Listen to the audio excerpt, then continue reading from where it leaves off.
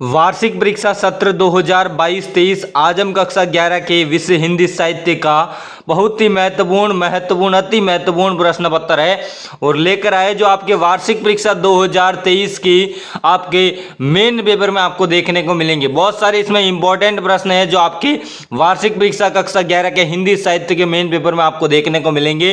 तो आज इस वीडियो में इस वार्षिक परीक्षा हिंदी साहित्य के कक्षा 11 के हिंदी साहित्य के पेपर सभी महत्वपूर्ण प्रश्नों को उत्तर सहित जानेंगे। सारे के सारे इंपॉर्टेंट प्रश्नों को हम आंसर सहित आपको समझाते हुए जाएंगे, तो आपको इस वीडियो को एंड तक देखना है।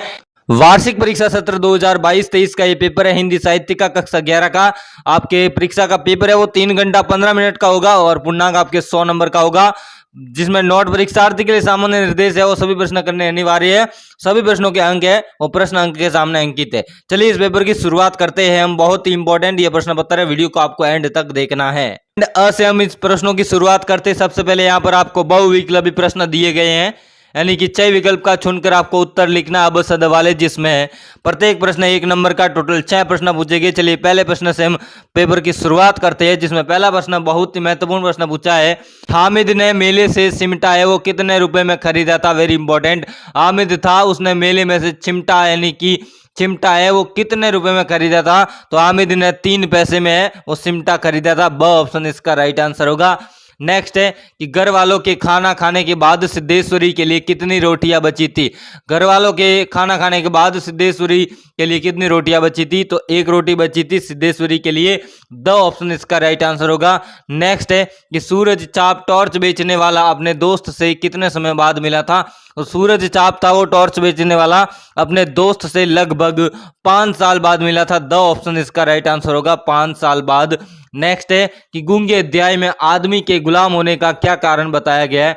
गूंगे अध्याय में आदमी के गुलाम होने का कारण है वो पेट की आग बताया, यानी कि अ ऑप्शन इसका राइट आंसर होगा, पेट की आग। नेक्स्ट है कबीर भक्ति काल की किस धारा के कवि है? कबीर भक्ति काल है कि किस धारा के कवि है? ऑप्शन है निर्गुण, सगुण, राम भक्ति या कृष्ण भक्ति। तो इसका राइट आंसर आपके अ होगा। कबीर भक्ति काल है वो निर्गुण कवि धारा के, भक्ति काल कवि धारा के कवि है निर्गुण, इसका अ ऑप्शन इसका राइट आंसर होगा। नेक्स्ट प्रश्न पूछा है कि सूरदास का सबसे प्रमुख ग्रंथ कौन सा है? तो सूरदास का सबसे प्रमुख ग्रंथ है वो सूर सागर है, यानी कि स ऑप्शन यहाँ पर इसका राइट आंसर होगा।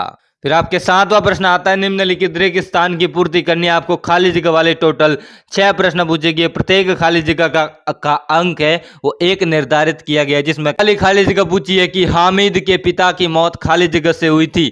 हामिद के पिता की मौत है वो हैजा नामक, यानी हैजा एक बीमारी है उस वजह से हुई थी। हैजा को टाइफाइड भी कहते हैं, तो इस खाली जगह में आपके हैजा आएगा। हामिद के पिता की मौत है वो हैजा से हुई थी। नेक्स्ट है कि सिद्धेश्वरी के मंझले लड़के का नाम खाली जगह था। सिद्धेश्वरी के मंझले लड़के का नाम है मोहन था, इस खाली जगह में मोहन आ जाएगा, मोहन आपको भरना है। नेक्स्ट है कि टॉर्च बेचने वाले अध्याय का लेखक खाली जगह है। तो टॉर्च बेचने वाले अध्याय उसका लेखक हरिशंकर परसाई है। हरिशंकर परसाई उसके लेखक है टॉर्च बेचने वाले अध्याय के। नेक्स्ट आपके ग खाली जगह आती है, जिसमें हमारे घर को अब अजायब घर का नाम मिल गया है। यह खाली जगह कहाँ था, किसने कहा था? तो ये आपके चमेली ने कहा था, इसमें आपके चमेली आ जाएगा। हमारे घर को अब अजायब घर का नाम दिया है, यह है वो चमेली ने कहा था, चमेली आपको भरना है। नेक्स्ट खाली जगह पूछिए कि जब सावित्री 6-7 साल की उम्र की थी तब अकेली ही खाली जगह चली जाती थी। कहाँ चली जाती थी? तो वो आपके हाट बाजार चली जाती थी, इसमें हाट बाजार आ जाएगा। नेक्स्ट है कबीर का जन्म खाली जगह में हुआ था। कबीर का जन्म है वो 1398 ईस्वी में हुआ था। 1398 इसमें भरना बहुत ही इंपॉर्टेंट प्रश्न है, आपको 1398 ईस्वी इसमें आएगा। नेक्स्ट आपको 8वां प्रश्न पूछा है कि सत्य और असत्य कथन का चुनाव करना, यानी सही गलत जो आपको प्रश्न पूछा है उसका चुनाव सही गलत के साथ करना, जिसमें आपके पहला यानी कि क वाला पूछा है। इंपॉर्टेंट के हाथ से खाना फेंके जाने पर लाट साहब ने सावित्री को एक तस्वीर दी थी, इसका आपके गलत ऑप्शन हो जाएगा, ये आपके गलत होगा। यानी कि हाथ से खाना फेंके जाने पर लाट साहब ने सावित्री को एक तस्वीर नहीं दी थी, इस पे आपका गलत ऑप्शन होगा। नेक्स्ट है कि लेखक को जानकी के मरने की सूचना किसके पड़ोसी ने दी थी? बहुत ही इंपॉर्टेंट है, किसके पड़ोसी ने दी थी? तो ये भी आपके गलत है, ये भी आपके गलत हो जाएगा। नेक्स्ट है कि रीतिकालीन कवि देव का पूरा नाम देवत्व द्विवेदी था। बहुत ही इंपॉर्टेंट है द्विवेदी था, इसका राइट आंसर होगा। ये राइट है आपके, यानी रीतिकाल के कवि देव थे, उनका नाम देवत्व द्विवेदी था, राइट आंसर है ये। नेक्स्ट है कि रहते स्वस्थ सुधर शब परिजन पंक्ति में यमक अलंकार का प्रयोग हुआ है। तो इसमें आपके यमक अलंकार का प्रयोग नहीं हुआ है, ये आपके गलत हो जाएगा इसमें। नेक्स्ट है कि महादेवी वर्मा द्वारा संपादित पत्रिका का नाम चांद है, राइट है। ये आपके महादेवी वर्मा का जो संपादित पत्रिका है उसका नाम चांद, राइट है, इसका राइट आंसर होगा। ये राइट आपके सत्य हो जाएगा। नेक्स्ट है कि नागार्जुन ने अपने काव्य में संस्कृति निष्ठ प्रसाद गुण युक्त भाषा का प्रयोग किया है, राइट है, ये भी आपके राइट है। प्रसाद गुण संस्कृत निष्ठ प्रसाद गुण युक्त भाषा का प्रयोग किया है, ये भी आपके सत्य हो जाएगा। तो आपके यहाँ पर 3 गलत होंगे और 3 आपके सत्य होंगे, बहुत ही इंपॉर्टेंट ये असत्य और सत्य कथन का चुनाव करना था। फिर आपके नेक्स्ट 9वां प्रश्न आता है जिसमें आपको एक पंक्ति में उत्तर देने, आपको एक पंक्ति यानी कि 10 से 15 शब्दों में उत्तर देने, जिसमें पहला प्रश्न यहाँ पर पूछा है कि लाल के घर को पुलिस द्वारा घेरे जाने की जानकारी लेखक को किसने दी थी। तो ये लेखक उसकी पत्नी ने दी थी जानकारी, लेखक के उसकी पत्नी ने ही ये जानकारी दी थी। लाल के घर को पुलिस द्वारा घेरे जाने की जानकारी लेखक की पत्नी ने दी थी। नेक्स्ट है कि किन अलंकारों के प्रति कवि देव का प्रबल आकर्षण दिखाई देता है। तो ये अनुप्रास अलंकार और यमक अलंकार के आकर्षण प्रबल दिखाई देता है। अनुप्रास और यमक इसका राइट आंसर होगा। नेक्स्ट है कि आपके पाठ्यक्रम में शामिल सुमित्रानंद पंत द्वारा रचित कविता का क्या नाम है। सुमित्रानंद पंत द्वारा रचित कविता का नाम बताना जो आपके पाठ्य पुस्तक में शामिल है। उस कविता का नाम है संध्या के बाद। संध्या के बाद कविता के रचिता है वो सुमित्रानंद पंत है, इसका राइट आंसर आपके संध्या के बाद आपको लिखना है। नेक्स्ट है कविता के अतिरिक्त गद्य की किस विधा में महादेवी वर्मा ने लिखा है। कविता के अतिरिक्त गद्य की किस विधा में महादेवी वर्मा ने लिखा है। तो रेखा चित्र और संस्मरण लिखे, रेखा चित्र और संस्मरण है वो महादेवी वर्मा ने लिखे, राइट आंसर इसका ये होगा। नेक्स्ट है कि छोटे छोटे मोती जैसे पंक्ति में किस अलंकार का प्रयोग हुआ है। छोटे छोटे मोती जैसे पंक्ति में अलंकार की बात करें तो इसमें आपके उपमा अलंकार का प्रयोग हुआ है, उपमा अलंकार इसका राइट आंसर होगा। नेक्स्ट है कि मेरे घर में 5 जोड़ी आंखें हैं, मेरे घर में 5 जोड़ी आंखें हैं, पंक्ति का आस्य क्या होगा। तो इसका आस्य होगा कि मेरे घर में 5 सदस्य अर्थात मेरे घर में 5 सदस्यों अर्थात मेरे घर अर्थात परिवार, मेरे परिवार में 5 सदस्यों की जोड़ी है, इस तरीके से इसका आस्य हो जाएगा।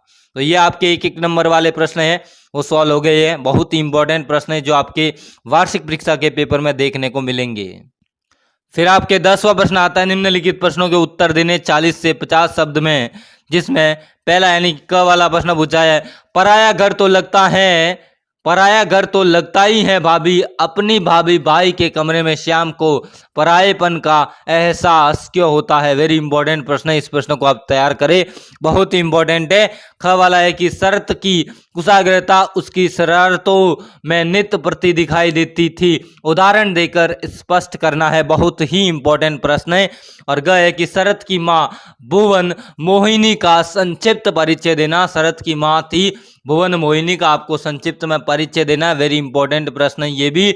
और ग वाला है कि अंडे के छिलके एकांकी एक का पात्र श्याम अपनी माँ जमुना से किस बात को लेकर डरा हुआ था। अंडे की छिलके जो आपके एकांकी है उस पात्र श्याम अपनी माँ जमुना से किस बात को लेकर डरा हुआ था, इसके बारे में बताना है, बहुत ही इंपॉर्टेंट प्रश्न ये है। फिर आपके बड़े प्रश्न आते हैं, निम्नलिखित प्रश्नों को आपको 100 शब्द में उत्तर देना है, जिसमें आपके क वाला प्रश्न पूछा है कि दोपहर का भोजन कहानी के आधार पर अमरकांत की कहानी कला की मुख्य विशेषताओं को बताना। अमरकांत की कहानी है उसकी कला की मुख्य विशेषता बतानी है, बहुत ही इंपॉर्टेंट प्रश्न है। इसके अथवा में पूछा है कि महादेवी वर्मा ने स्वाधीनता के मार्ग में आने वाली कठिनाइयों को इंगित कर मनुष्य की भीतर किन गुणों का विस्तार करना चाहे, कविता के आधार पर स्पष्ट करना, बहुत ही इंपॉर्टेंट प्रश्न। ये दोनों प्रश्न इंपॉर्टेंट है, दोनों में से आपको दोनों प्रश्न है वो आपके पेपर में देखने को मिलेंगे। नेक्स्ट है ख वाला कि कबीर के दोनों पदों का काव्य सौंदर्य और शिल्प सौंदर्य उदाहरण सहित आपको लिखना है। कबीर के दोनों पद है जिसमें काव्य सौंदर्य और शिल्प सौंदर्य को उदाहरण सहित लिखना, वेरी इंपॉर्टेंट प्रश्न है। और नेक्स्ट अथवा में पूछा है कि प्रेमचंद के व्यक्तित्व एवं साहित्यिक परिचय पर प्रकाश डालना है। प्रेमचंद है, इनके व्यक्तित्व और साहित्यिक परिचय पर प्रकाश डालना है तो डाल सकते हैं। बहुत ही इंपॉर्टेंट प्रश्न है ये भी आपके खंड ब आता है, जिसमें 12वां प्रश्न पूछा है, निम्नलिखित अपठित गद्यांश को पढ़कर नीचे दिए गए प्रश्न को उत्तर देने हैं। प्राचीन काल में जनक महाराजा विदेश में राज्य करते थे। इस तरीके से इस गद्यांश को आपको ध्यानपूर्वक पढ़ना है और नीचे आपको प्रश्न दिए कि विदेश की राजधानी कहाँ थी, राजमहल के आसपास किन लोगों की कुटिया थी, महाराजा जनक को क्या शौक था, महाराजा जनक परमात्मा से अपना क्या संबंध रखते थे, महाराजा जनक राज्य चलाने के लिए क्या क्या कार्य करते थे। 5 नंबर का ये गद्यांश है, प्रत्येक प्रश्न 1 नंबर का है। बिल्कुल आसानी से इस गद्यांश के प्रश्नों के उत्तर आप इस गद्यांश में ढूंढ कर लिख सकते हैं। बिल्कुल इजी गद्यांश है और आसानी से इसमें आपको मिल जाएंगे। 2 बार ध्यान से पढ़ेंगे तो गद्यांश के प्रश्नों के आंसर आपको इसी गद्यांश में मिल जाएंगे, तो आसानी से इस गद्यांश को कर सकते हैं। बहुत ही इंपॉर्टेंट गद्यांश है। फिर नेक्स्ट आपके 13वां प्रश्न आता है कि अपठित पद्यांश को पढ़कर नीचे दिए गए प्रश्नों के उत्तर लिखने। आपको ऊपर गद्यांश पूछा गया था, यहाँ पर पद्यांश के प्रश्नों के उत्तर लिखने। इसमें निर्भय स्वागत करो मृत्यु का, मृत्यु के एक विश्राम स्थल जीव जहां से फिर चलता, धारण कर नव जीवन संबल। इस तरीके से इस गद्यांश को, इस पद्यांश को पूरा पढ़ना है। फिर यहाँ पर प्रश्न दिए, इन प्रश्नों के उत्तर आपको इसी पद्यांश से मिल जाएंगे, तो बिल्कुल आसानी से इस पद्यांश से आप ढूंढ कर लिख सकते हैं। बहुत ही इंपॉर्टेंट ये प्रश्न है और इस पद्यांश से आपको आसानी से मिल भी जाएंगे। तो बहुत ही इंपॉर्टेंट ये प्रश्न पत्र है, सारे के सारे इंपॉर्टेंट प्रश्न है जो आपके इस पेपर में दिए गए हैं। नेक्स्ट फिर आपके खंड स आता है, जिसमें 14वां प्रश्न दिया है कि निम्नलिखित बिंदु पर किसी एक बिंदु पर 300 शब्दों में निबंध लिखना है।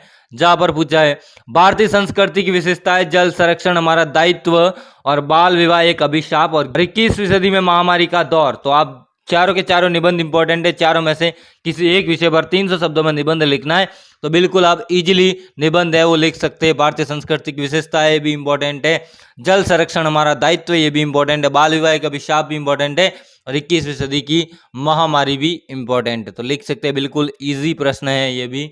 15वां प्रश्न पूछा है कि अपने आप को राकेश जयपुर निवासी मानकर स्थानीय पुलिस अधिकारी को अपने मोहल्ले में हो रही चोरी व गुंडागर्दी की ओर ध्यान आकृष्ट करने के लिए एक पत्र लिखना है, तो पत्र आप लिख सकते हैं। अपने आप को राकेश जयपुर निवासी मानकर स्थानीय पुलिस को आपको एक पत्र लिखना है, तो लिख सकते हैं गुंडागर्दी को ध्यान में रखते हुए। अथवा में पूछा है कि अपने आप को नेहा राठौड़ शास्त्री नगर कोटा की निवासी मानते हुए जिलाधीश कोटा को शास्त्री नगर में परीक्षा में समय दवनी विस्तारकों पर रोक लगाने हेतु एक शिकायती पत्र लिखना है, तो लिख सकते हैं। आपको शिकायती पत्र भी आपको आना चाहिए, ये भी आपके इंपॉर्टेंट है। दोनों पत्र इंपॉर्टेंट है, दोनों पत्र है और इसी प्रकार आपको पूछे जाएंगे। फिर आपको नेक्स्ट 16वां प्रश्न पूछा है कि नवोदय विद्यालय पल्लू हनुमानगढ़ की सांस्कृतिक समिति की होने वाली बैठक के लिए कार्यसूची बनाना, तो बना सकते हैं 5 नंबर का। और अथवा में विद्यालय में आयोजित वार्षिक उत्सव पर एक प्रतिवेदन तैयार करना है, तो प्रतिवेदन आपको तैयार करना आना चाहिए। 5 नंबर का ये प्रश्न है, ये भी आपके बिल्कुल इजी प्रश्न है। फिर आपके खंड द आता है, जिसमें 17वां प्रश्न पूछा है कि निम्न पद्यांश की सप्रसंग व्याख्या करनी है, तो सिमटा बंग जाजी लाली, इस पद्यांश की आपको पहचान करनी है और पद्यांश से पता लगाना है कि ये पद्यांश किस कवि द्वारा रचित है और किस पाठ से आया है और इसमें क्या क्या बताया गया है। उसके आधार पर सप्रसंग और संदर्भ के साथ इस पद्यांश की आप सप्रसंग व्याख्या कर सकते हैं। इसके अथवा में भी है, तो जो भी आपको दोनों में से अच्छे से आता हो, जो भी उचित लगे, उसकी आप उस पद्यांश की आप सप्रसंग व्याख्या कर सकते हैं। इंपॉर्टेंट पद्यांश है ये दोनों। फिर आपके आता है निम्नलिखित गद्यांश की सप्रसंग व्याख्या करनी है। ईदगाह से आया है, तो इसकी आपको सप्रसंग व्याख्या करनी है गद्यांश की, इसकी भी आप कर सकते हैं। अथवा में है, दोनों में से जो भी आपको उचित लगे इसकी सप्रसंग व्याख्या आप कर सकते हैं। तो ये आपका हिंदी साहित्य का संपूर्ण पेपर था, जो हमने आपको संपूर्ण तरीके से बता दिया है। इसका PDF फाइल मैं अपने टेलीग्राम चैनल पर डाल दूंगा, वहां से इसको उत्तर सहित प्राप्त कर सकते हैं। उत्तर सहित इस पेपर को आप प्राप्त कर सकते हैं। बहुत ही इंपॉर्टेंट ये प्रश्न पत्र है, सारे के सारे इंपॉर्टेंट प्रश्न जो आपके वार्षिक परीक्षा के पेपर में आपको देखने को मिलेंगे। दोस्तों आज की ये वीडियो अगर आपको पसंद आए, वीडियो को लाइक करें, अपने दोस्तों के साथ इस वीडियो को शेयर करें और चैनल पर अभी तक नए चैनल को सब्सक्राइब करके बेल आइकन को प्रेस कर दीजिए। और मिलते किसी नए वीडियो में, तब तक के लिए जय हिंद, वंदे मातरम।